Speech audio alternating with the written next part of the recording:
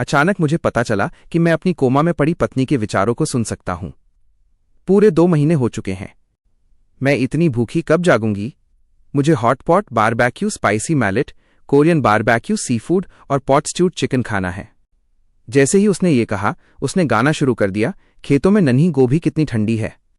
एक बार मेरे पास पैसे आ जाएं तो मैं बस बिस्तर पर लेटी रहूंगी। क्या तुम थोड़ा धीरे बोल सकती हो? तुम हम स्वस्थ लोगों को परेशान कर रही हो। तुम मुझे सुन सकते हो? जल्दी जल्दी जल्दी चलो, मुझसे थोड़ी बात करो। लू रुयान पक्का जाग गई होगी क्योंकि मुझे उसकी बिना रुके बातें फिर से सुनाई देने लगी थीं। वो केयरगिवर जो मुझे नहलाती है वो बहुत बुरी है। वो बिल्कुल भी कोमल नहीं है। काश मुझे कोई दूसरी मिल जाती। वैसे मेरे पति का नाम क्या है? वो सच में काफी हैंडसम है। अचानक मुझे बहुत खुजली हो रही है। क्या कोई मेरी पीठ खुजला सकता है प्लीज? मुझे अब गुस्सा आ रहा है। मैं उसके बगल में किताब पढ़ रहा था और उसका शोर मुझे पागल कर रहा था।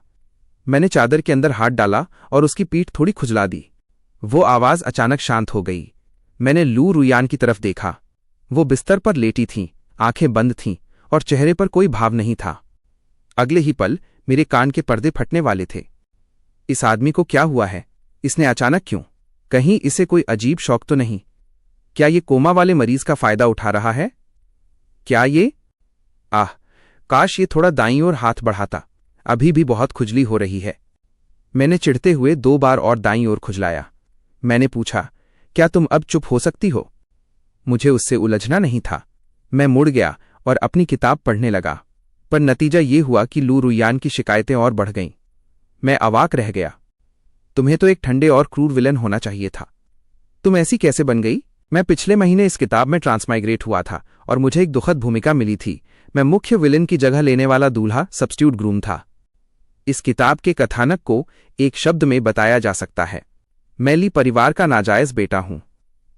जिसकी शादी लू रुयान से होनी थी वो मेरा सौतेला भाई था, जो इस किताब का मेल लीड भी है, ली मिंगयोंग।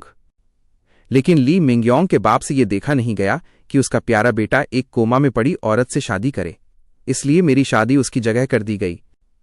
मूल कहानी के हिसाब से शादी के बाद मैं हर दिन मरने के नए तरीके ढूंढता था। मैंने एक मामूली महिला किरदार के साथ मिलकर लू रुयान को मारने और उसकी 10 बिलियन की विरासत लेकर भागने का प्लान बनाया था। किस्मत से या बदकिस्मती से लू रुयान जाग गई और मुझे कहानी से निकाल दिया गया। बाकी कहानी लू रुयान और नायक नायिका के प्यार नफरत के ड्रामे के बारे में थी। मेरा उससे कुछ लेना देना नहीं था। मैंने सोचा, चलो समय के साथ चलते हैं। मुझे हमेशा से शांति पसंद थी ताकि मैं किताबें पढ़ सकूं। मेरे लिए ये एकदम सही जीवन था। तो दिन में मैं लू रुयान के अस्पताल के कमरे में पढ़ता था और रात को मैं शानदार विला में सोता था। मैंने योजना बनाई थी कि एक बार लू रुयान जाग जाए तो मैं सब समझाकर शांति से तलाक ले लूंगा। पर मैंने कभी नहीं सोचा था कि कुछ ही दिनों में मैं लू रुयान की अंतहीन बातों से परेशान हो जाऊंगा। पहले मुझे लगा वो जाग गई है, डॉक्टर को भी बुलाया, पर पता चला कि मेरे अलावा उसकी बकबक कोई नहीं सुन सकता। फिर मुझे याद आया, जब मैं ट्रांसमाइग्रेट हुआ था मैंने किसी गोल्डन फिंगर विशेष शक्ति के बारे में सुना था। मेरा पूरा शरीर सुन्न हो गया। क्या मेरी विशेष शक्ति एक कोमा में पड़े इंसान के विचारों को सुनने की ताकत है? इस बेवकूफ़ी भरी शक्ति का क्या फायदा? लू रुयान 2 महीने से ऐसी ही थी, पर जब से उसे पता चला कि मैं उसे सुन सकता हूं, वो पूरी तरह खुल गई। क्या तुम मेरे पति हो? मुझे याद है उसका नाम ली मिंगयोंग था।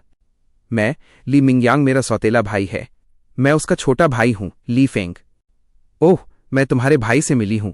वो बहुत ज्यादा बोलता है। अच्छा हुआ उसने मुझसे शादी नहीं की। मुझे उन चालबाज किस्म के लोगों में कोई दिलचस्पी नहीं है। और उसकी हिम्मत देखो, वो कह रही है कि वो बहुत बोलता है, जबकि वो खुद कभी चुप नहीं होती। मैंने अपनी आंखें घुमाईं। बोलने से पहले ही लू रुयान ने रोना शुरू कर दिया। क्या तुम मेरा एक और काम कर सकते हो? मेरी पीठ चेक करो, शायद मुझे किसी मच्छर ने काटा है। बहुत खुजली हो रही है। मैंने बिस्तर पर लेटी औरत को देखा। रंग साफ था और नैन नक्श नाजुक। उसकी भौहों के बीच हल्की सिलवटें थीं, शायद सालों से गुस्सा करने की वजह से। उसकी गुजारिश के बारे में सोचकर मेरा चेहरा थोड़ा लाल हो गया। ये आखिरी बार है।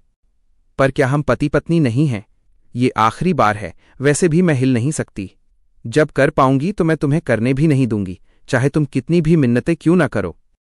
मैं और नहीं सुन सकता था। मैंने लू रुयान का कंबल हटाया और उसके हॉस्पिटल गाउन को थोड़ा साइड किया।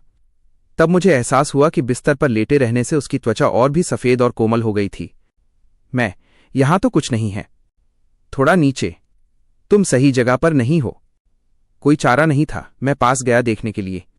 ठीक तभी क्लिक। दरवाज़ा खुला। मैंने ऊपर देखा और लू रुयान के पिता से मेरी आंखें मिलीं। चाहे मैं कितना भी बेशर्म क्यों ना बनूं, मैं ये स्थिति नहीं संभाल सकता था। अंकल, ये वो नहीं है जो। लू रुयान के पिता का चेहरा मुझसे भी ज्यादा लाल था। मैं समझता हूं, मैं पूरी तरह समझता हूं। वो नहीं समझते थे, और ये औरत लू रुयान जो कुछ देख नहीं सकती थी, अभी भी मुझे मजबूर कर रही थी। क्यों रुक गए? जल्दी करो। लू रुयान की वजह से उस दिन से उसके पिता मेरे साथ बहुत अच्छे हो गए। उन्होंने मुझे एक लग्जरी घड़ी दी, फिर स्पोर्ट्स कार।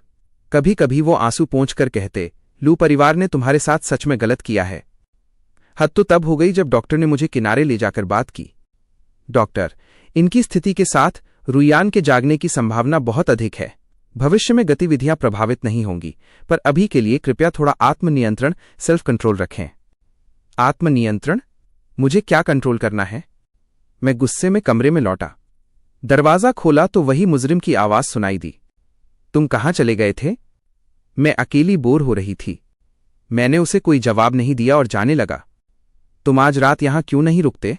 केयरगिवर इतने जोर से खर्राटे लेती है कि मैं सो नहीं पाती। मुझे अस्पताल में अकेले होने से डर लगता है। मेरा सिर दर्द करने लगा। मैंने पूछा, क्या तुम हमेशा से ऐसी ही थीं? क्या मतलब? मैं, इतनी शोर मचाने वाली और ड्रामेबाज। लू रुयान कुछ सेकंड चुप रही। मैं खुद को एक हंसमुख और खुशमिजाज युवती कहना पसंद करती हूं। तुम कितने कोमा के मरीजों से मिले हो जिनका नजरिया इतना सकारात्मक हो? मैं खूबसूरत हूं और मेरा व्यक्तित्व शानदार है। मुझ जैसी पत्नी पाने के लिए तुम्हें अपने सितारों का शुक्रिया अदा करना चाहिए। मेरा मजाक का पैमाना इतना गिर नहीं गया है, पर अंत में मैं रात को वहीं रुका। लू रुयान की वजह से नहीं, बल्कि उसके पिता ने मुझे इतना कुछ दिया था कि मुझे लगा मैं ये सब पाने का हकदार नहीं हूं। जब लू रुयान को पता चला कि मैं रुक रहा हूं तो वो शर्मा गई। क्या ये हमारी सुहागरात मानी जाएगी? मेरा पहला समय है, तो अगर मैं कुछ सही न करूं तो कृपया धैर्य रखना। मैंने बिस्तर पर लेटी उस औरत को देखा जो शर्मा रही थी। क्या वो भूल गई कि वो कोमा में है?